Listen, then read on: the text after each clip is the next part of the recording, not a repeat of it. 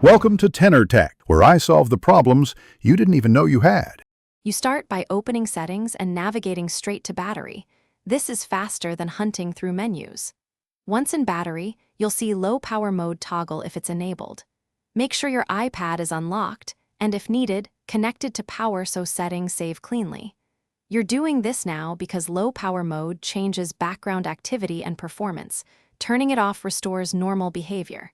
If you don't see battery, make sure you're in the main settings list and not inside another app's settings.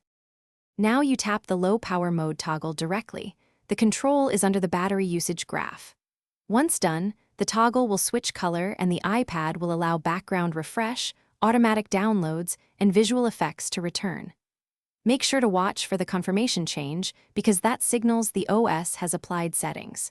If you prefer Control Center, you can also open it and tap the low power mode icon. Either method does the same thing, but settings shows usage stats immediately. Finally, confirm the battery icon and app behavior return to normal. Apps should refresh in the background again. If the toggle doesn't change or the setting keeps reverting, restart the iPad to clear transient software states and retry. Make sure your device is running the latest iPad OS by checking Settings General Software Update, because bugs can affect low power mode.